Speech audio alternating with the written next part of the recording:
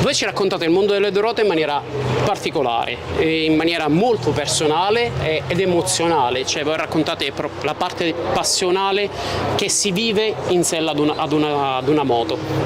Ma magari Igor ha potuto provare e testare dei modelli dove non era così invasiva l'elettronica. Certo.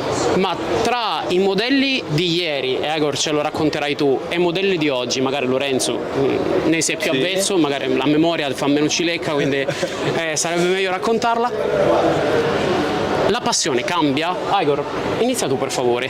No, allora una cosa che a me fa un po' sorridere è quando quelli che devono giudicare le moto attuali, no, adesso le moto con l'elettronica le guidano tutti, sono facili, capaci tutti di guidare elettronica. Allora il punto è che ci sono vari livelli di intervento elettronica, la gente fa fatica a capire questo. Comunque oggi abbiamo moto da 200 passacavalli, mentre una volta un R1 aveva 130-140 cavalli. Quindi il fatto che adesso ci sia l'elettronica non è che renda più facile sfruttare queste moto, è che rende possibile sfruttarle per molti, perché avendo 200 cavalli senza elettronica penso che ci sarebbero 10 persone sulla faccia della terra capaci e che in questo momento corrono a Sepang in MotoGP, sono quelli. No? Quindi in realtà la tecnologia sulle moto va vista come una cosa figa, perché è qualcosa che permette di avere alla propria portata, alla portata del proprio polso, cose che altrimenti sarebbero inaccessibili, ma non vuol dire che limitano le emozioni, perché comunque l'elettronica si può abbassare, si può mettere al minimo, si può impostare per avere la performance. Insomma, vi voglio vedere guidare una Panigale V4 con l'elettronica al minimo o un S1000RR con l'elettronica al minimo, se mi dite ancora che sono moto facili da guidare, capaci tutti, al polso destro, bla bla bla.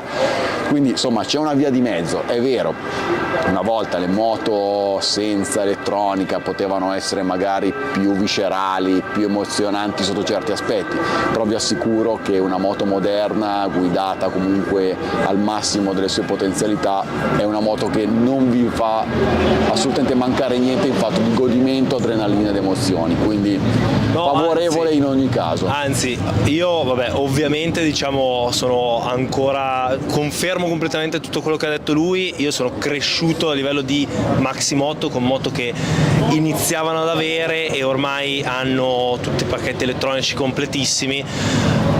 Il discorso, oltre a quello che ha detto lui, è che le moto di oggi, oltre ad avere tanta potenza in più, se sono più facili da sfruttare, da guidare, se oltre che più performanti, non è tanto e solo un discorso di elettronica, è tutto il resto di meccanica, di ingegneria, di quote ciclistiche che c'è intorno che le rende così sfruttabili oltre che così veloci.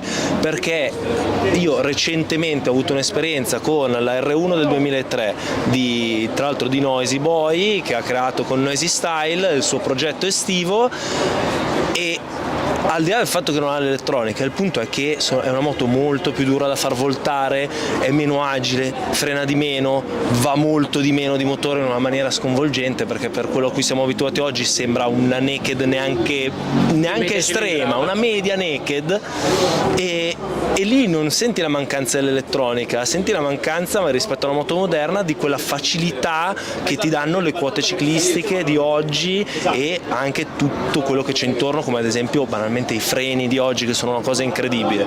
L'elettronica serve da un lato su una certa categoria di moto a renderla più accessibile, a aumentare la sicurezza, dall'altro lato in realtà ad aumentare le prestazioni, ma l'elettronica settata al minimo, come diceva prima Igor, non è qualcosa che è facile da sfruttare, da sentire intervenire, da utilizzare per andare più forte. Non è che giusto perché c'è un traction settato a 1 qualcuno può andare più forte con una moto a 200 cavalli piuttosto che col traction a 0. Sarà un filo più sicuro, ma la manetta, il coraggio, insomma le palle ce le deve mettere lui, non ce le mette l'elettronica.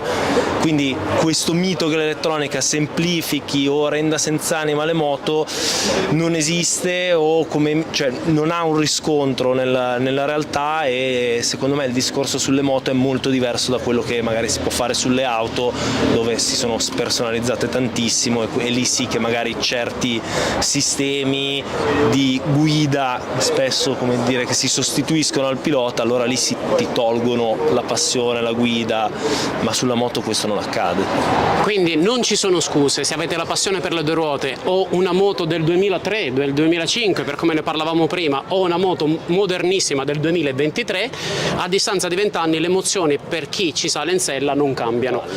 Quindi, salutando gli amici di Crazy Motor Life, Superbike Italia cosa dice? Che per divertirsi in moto bisogna dare il gas. gas.